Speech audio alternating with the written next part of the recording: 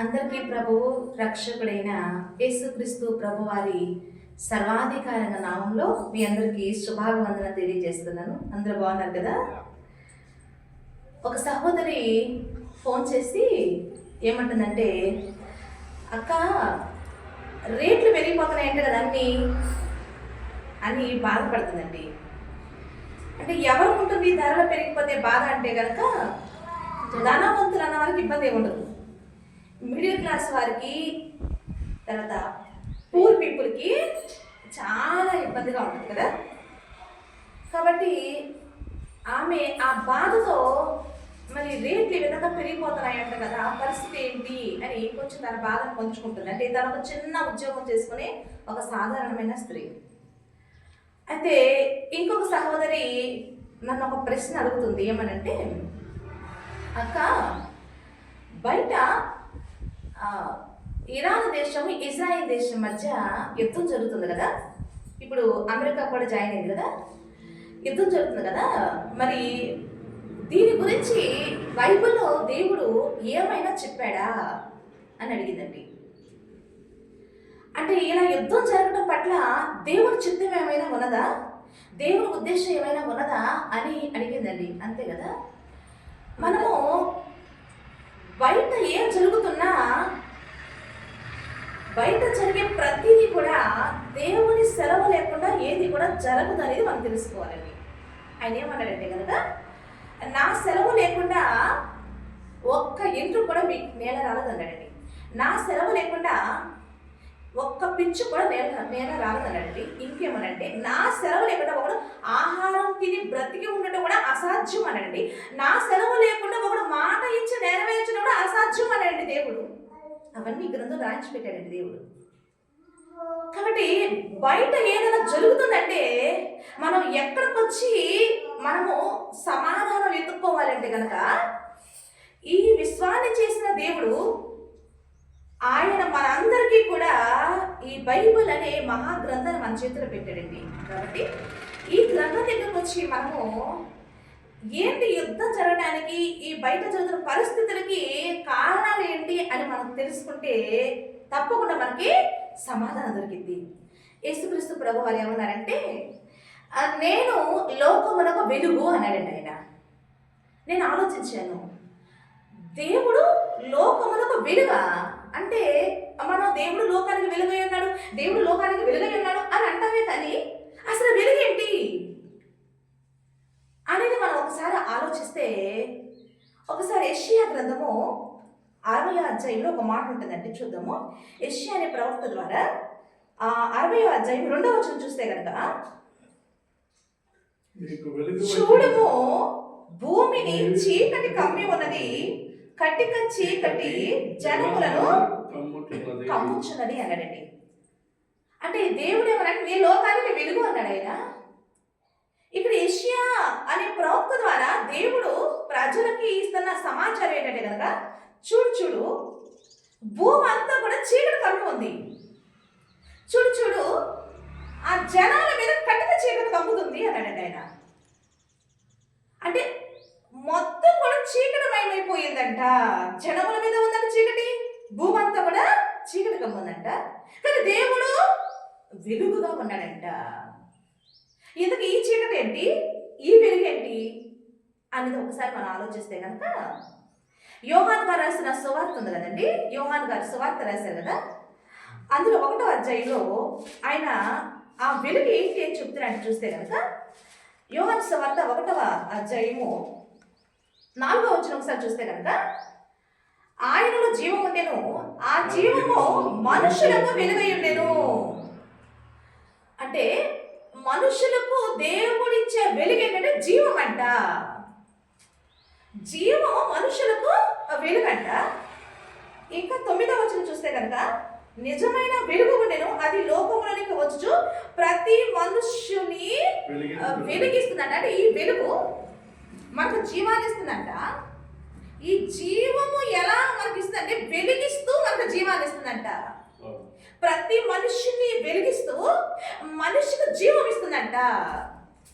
అందుకే ఈ రోజున క్రీస్తు దగ్గరకు మనం వచ్చామంటే, ఈ రోజున మనం అందరం కూడా ఏంటంటే వెలిగించబడుతున్నాము అనే సత్యం వచ్చారో మనం తెలుసుకోవాలండి. అందుకే యేసుక్రీస్తు ప్రభు వారు ఏమన్నారంటే, నేను లోకానికి వెలుగు, అదేవిధంగా మీరు కూడా లోకానికి వెలుగై ఉన్నారు అన్నాడండి ఆయన. కాబట్టి ఇప్పుడు యేసుక్రీస్తు ప్రభు వారు ఇస్తున్న ఈ వెలుగు ఏంటి, ఏ విధంగా మన మనిషిని వెలిగిస్తుంది అంటే కనుక చూస్తే, యోహాను రాసిన పత్రికలు ఉన్నాయి కదండి, అందులో మొదటి పత్రిక,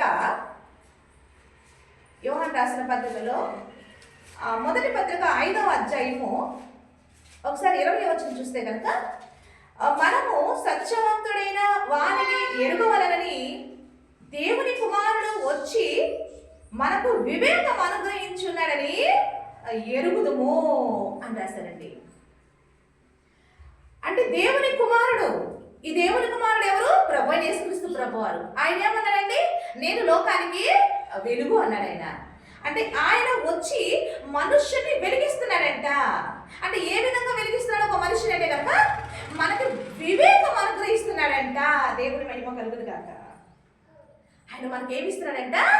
వివేకము, జ్ఞాన వివేకములు మనకు అనుగ్రహించి ప్రతి మనిషిని వెలిగిస్తున్నాడంట. కాబట్టి మనం ఒకసారి ఆలోచిస్తే, ఇప్పుడు బయట జరుగుతున్న ప్రతి పరిస్థితిని, ఇప్పుడు బైబుల్ అనే ఈ యొక్క మహా జ్ఞానంలో, ఈ జ్ఞానం అనే వెలుగు దగ్గరకు మనం వచ్చినప్పుడు, ఇందులో మాటలు మనం వినప్పుడు, చదివినప్పుడు మనకు కూడా ఏం కలుగుతుందంటే కనుక జ్ఞాన వివేకములు మనకు కలుగుతాయంట. అందుకే ప్రతి సమస్యకు పరిష్కారము, ప్రతి ప్రశ్నకు సమాధానము మనకు ఎక్కడ దొరుకుతుంది అని దేవుడు అందుకే తెలియజేస్తారండి, బైబిల్ దగ్గర. అందుకే బైబిల్ ఈజ్ గ్రేట్ అనేదండి మనము. కాబట్టి ఇప్పుడు ఈ సహోదరి ధరలు పెరుగుతున్నాయని బాధపడుతుంది. ఇప్పుడు ఒక సహోదరి బయట యుద్ధాలు జరుగుతున్నాయి, దీని గురించి దేవుడు ఏమంటున్నాడు అడుగుతుంది. అంటే ఆ సహోదరి ధరలు ఎందుకు పెరుగుతున్నాయని అని అడుగుతుంది అంటే కనుక, ఇదిగో బయట యుద్ధాలు జరగటం వల్ల ఏం జరుగుతుంది అంటే కనుక ధరలు అనేది పెరిగిపోవడం సహజం, అంతే కదా. అందుకే యుద్ధం జరగటం వల్ల ధరలు పెరిగి అది ఎవరి మీద పడుతుంది? ప్రజల మీదే. అంటే ప్రకృతిలో ఏదైనా విపత్తులు జరిగినా, ఇలాంటి మరి మానవుల ద్వారా ఏదైనా విపత్తులు జరిగినా ఆ ప్రభావం ఎవరి మీద పడుతుందండి? సామాన్య ప్రజల మీదే కదా కదా. అంటే అదంతా కూడా మనమే భరించాలి. కాబట్టి ఇప్పుడు మనం భరించాలంటే మన మధ్య తరగతి వాళ్ళం. ధరలు పెరుగుతున్నాయి, ఇటు శాలరీస్ పెంచమంటే పెంచుతున్నారా? పెంచట్లా. మా టీచర్స్ శాలరీస్ పెంచాలని చెప్పి ధర్నాలు చేస్తున్నారంట, ఆంధ్రాలో పంపించేస్తున్నారంట. అంటే ధరలు అయితే పెరుగుతున్నాయి, ధరలు తగ్గిన జీతాలు ఇక్కడ ఉంటున్నాయంటే ఉండట్లా. అది బ్రతుకు ఏమైపోతుంది? మనుషులకి భారం అయిపోతుంది. కానీ అందుకు భయం. అయితే ఇప్పుడు యుద్ధాల గురించి దేవుడు ఏం తెలియజేస్తున్నాడు ఒకసారి ఆయన మాటలో మనం చూద్దాము. మత్తయి గారు రాసిన సువార్త 24వ అధ్యాయం ఒకసారి చూస్తే కనుక, యేసుక్రీస్తు ప్రభువారు శిష్యులతో చెప్తున్నారు కదా. ఆయన శిష్యులు అడిగినప్పుడు ఆయన చెప్తున్నారు కదా, చెప్తూ ఆయన ఏమన్నారంటే కనుక, మత్తయి గారు రాసిన సువార్త 24వ అధ్యాయము ఒకసారి 6వ వచనం చూస్తే కనుక, మరియు మీరు యుద్ధములను గుర్చియు యుద్ధ సమాచారముల గుర్చియు వినబోదురు, మీరు కలవరపడకుండా చూచుకొనండి, ఇవి జరగవలసి ఉన్నది కానీ అంతం వెంటనే రాదు అన్నాడు. అంటే ఇక్కడ యేసుక్రీస్తు ప్రభు వారు ఏమనంటే కనుక, మీరు యుద్ధాల గురించి, యుద్ధ సమాచారం గురించి వింటారు, మీరు కలవరపడకుండా చూసుకోండి అన్నాడు. అంటే యుద్ధాలు జరుగుతుంటే కలవరం ఎవరికి? సామాన్య జనులకి, అంటే మధ్యతరగతి వాళ్ళకి, అదేవిధంగా పేద ప్రజలకి, వాళ్ళకే కలవరం. ధనికులకి కలవరం ఉంటుందా? ఉండదండి. ఎందుకంటే వాళ్ళకి బాగా డబ్బు ఉంది. కాబట్టి ఇక్కడ దేవుడు ఏం తెలియజేస్తాడంటే కనుక, మనందరికీ దేవుడు ఏం తెలియజేస్తాడంటే కనుక, దేవుని దగ్గరకు వస్తే దేవుడు మనకిస్తున్న అభయం ఏంటంటే కనుక, యుద్ధాలు జరుగుతాయి, యుద్ధ సమాచారాలు మీరు వింటారు, అయితే మీరు కలవరపడద్దు అన్నాడండి ఆయన. అంటే యేసుక్రీస్తు ప్రభువారు ఏం తెలియజేస్తే యుద్ధములు జరుగుతాయి. అంటే ఎప్పటి వరకు జరుగుతాయి? మరలా ఈ పంచభూతాలు లైవ్ అయిపోయేంత వరకు, అనగా యేసుక్రీస్తు ప్రభువారు తిరిగి వచ్చేంత వరకు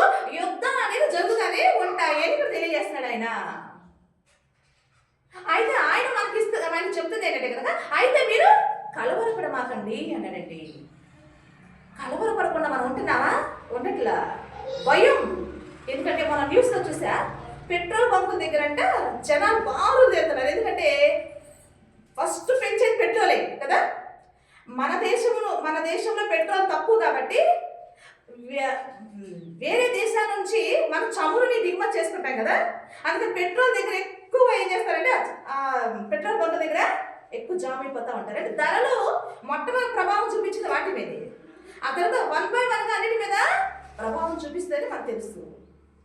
అయితే దేవుడు కలవరం పడద్దు అని చెప్పిన దేవుడు, మరి మన కలవరం పోవటానికి దేవుడు మనకి ఇస్తున్న వాగ్దానం ఏమంటారు అని చూస్తే, గలతీయులకు రాసిన పత్రిక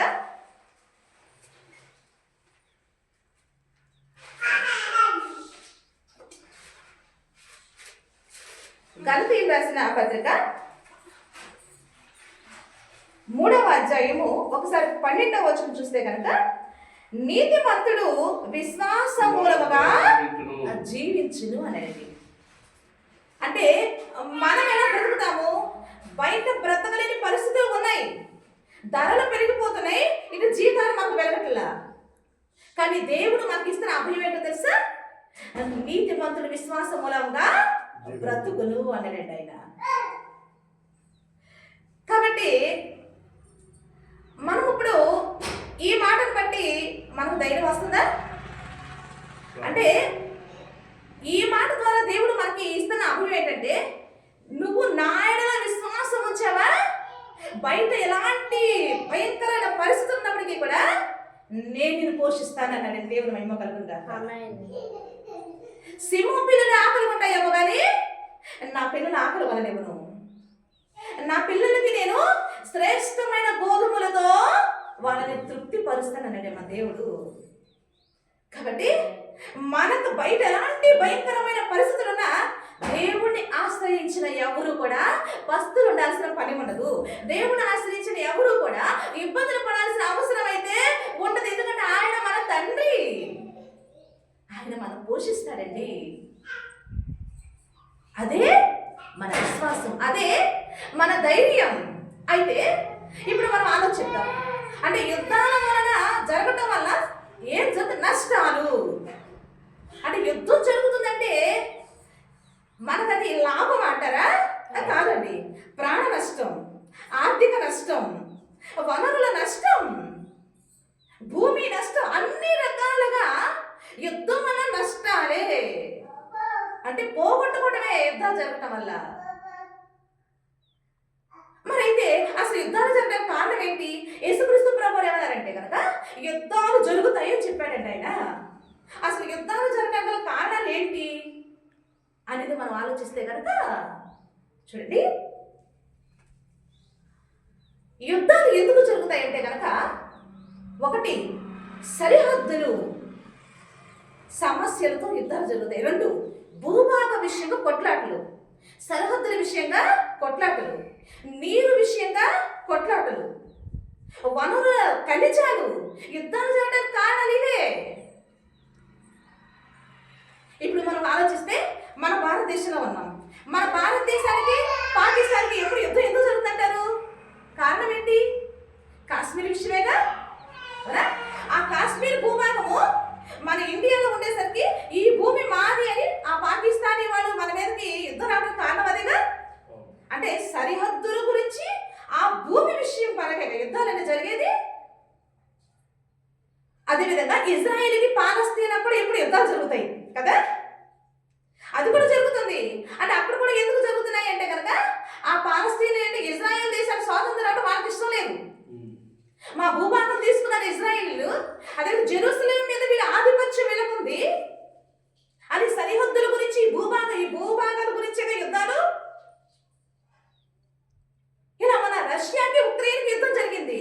ఇలా చూసుకుంటూ పోతే ప్రతి యుద్ధానికి కూడా ఏంటి అంటే కనుక ఈ యొక్క సరిహద్దులు గోలే, భూమి గోలే, నీటి గోలే. మీ నీరు మా దేశం నుంచి మీ దేశానికి వెళ్ళకూడదు. మన పాకిస్తానీలు ఈ మధ్య ఉగ్రవాదులు మన కాశ్మీర్లో మన భారతదేశం చంపిస్తే మన ప్రధానమంత్రి మోదీ గారు ఏం చేశారండి? పాకిస్తాన్కి నీరు రాకుండా ఆపేస్తే భయపడిపోయారా లేదా? అంటే ఏంటంటే ఒక దేశానికి ఏముందంటే కనుక ఇలాంటి డీలింగ్స్ ఉంటాయి. ఇప్పుడు ఇరాన్కి ఇజ్రాయెల్కి యుద్ధం జరుగుతుంటే మన భారతదేశము ఏ దేశాన్ని సపోర్ట్ ఎవరు అర్థం కాదు. ఎందుకంటే ఇరాన్ దేశంతో మనకు ఒక ఒప్పందం ఉంది, ఏంటంటే చమురు ఒప్పందం. ఒక డీల్ ఉంది. ఎక్కడ ఆ డీల్ పోయితే ఏం చేయాలో తెలియని సతమతమైన పరిస్థితిలో మన ప్రధానమంత్రి గారు మన అధికారులు ఆలోచిస్తున్నారండి.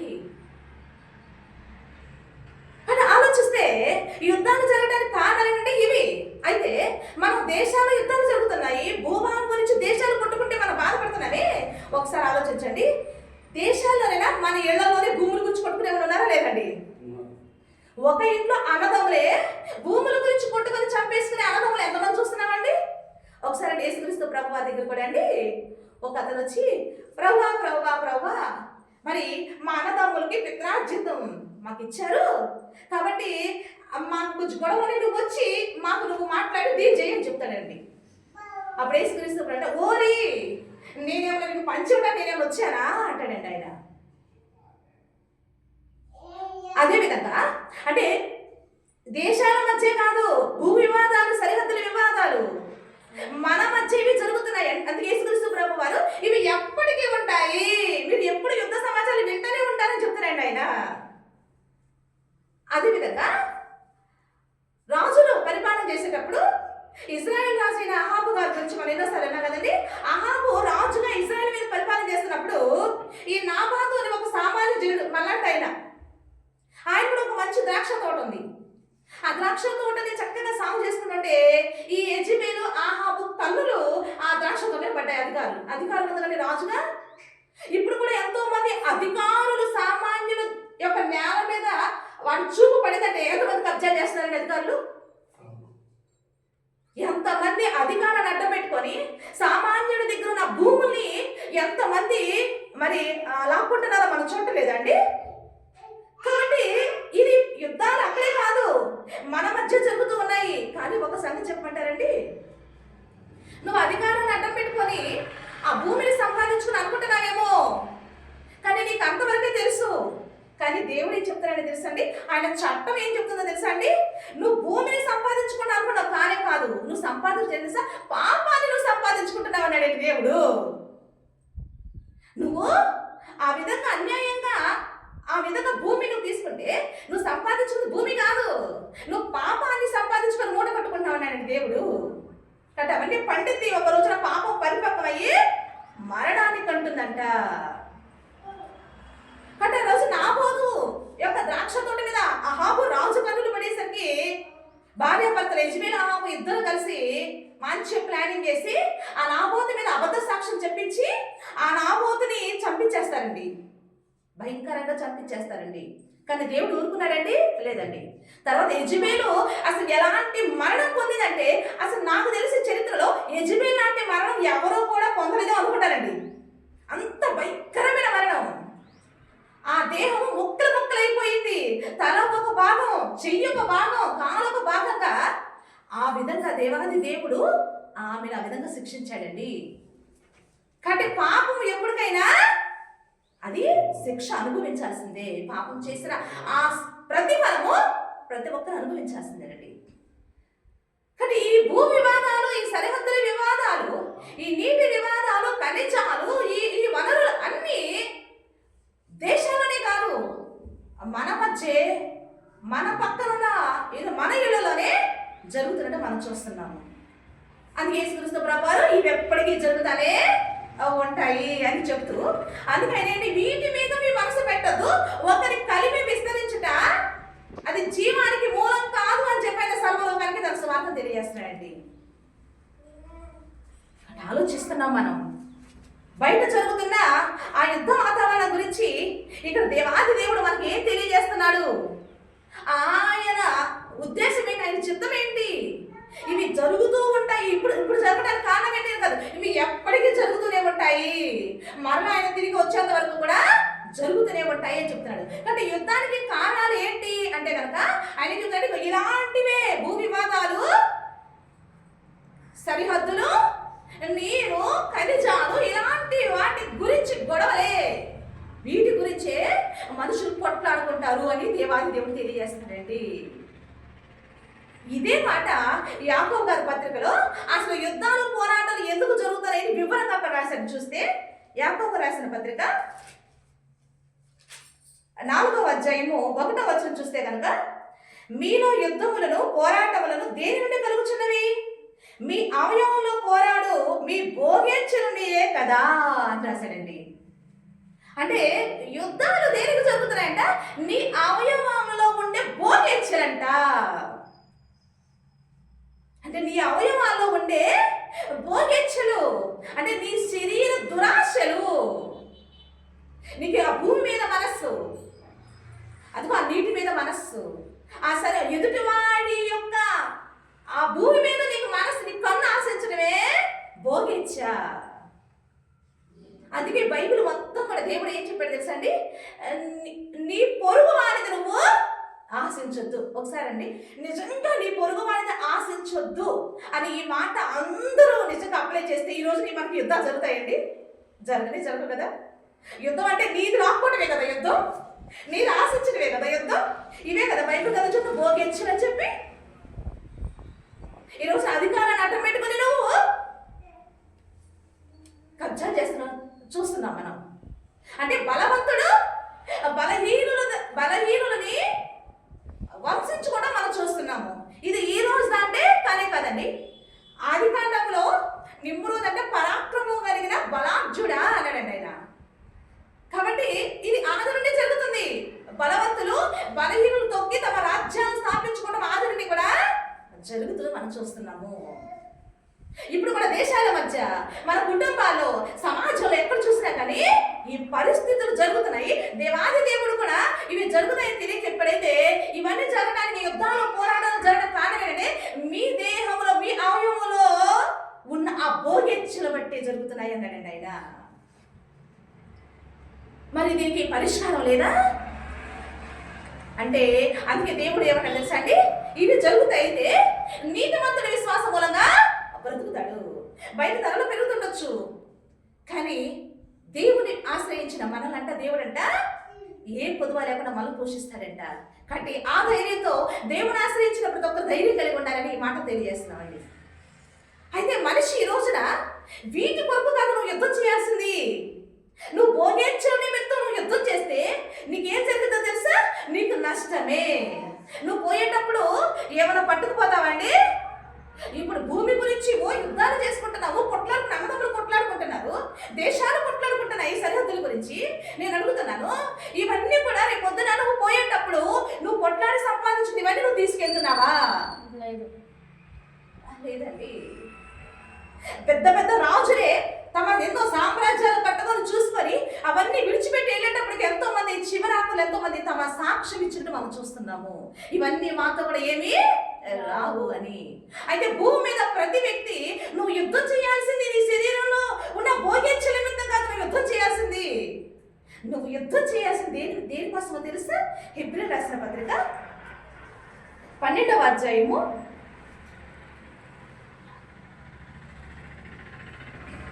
4వ వచనం చూస్తే కనుక,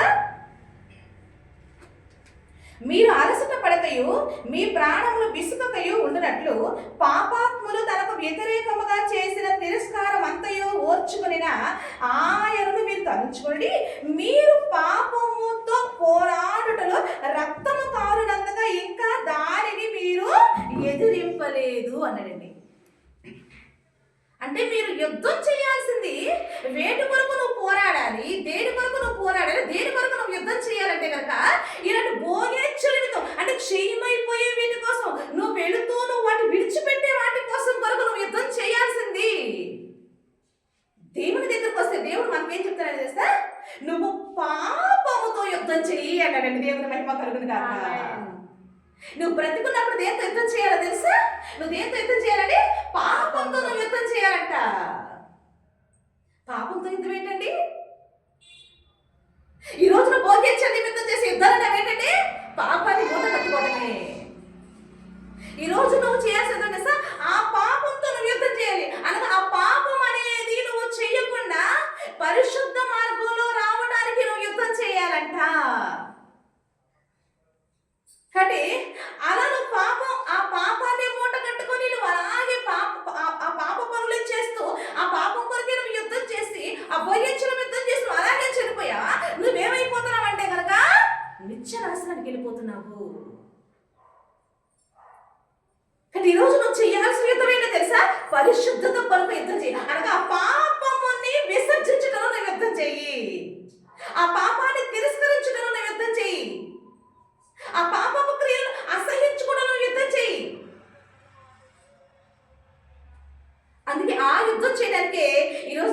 మనకి ఏమి ఇచ్చారు తెలుసండి? సర్వాంగ కవచాలు ఇస్తున్నాడంటండి. సర్వాంగ కవచములు ఏంటవి?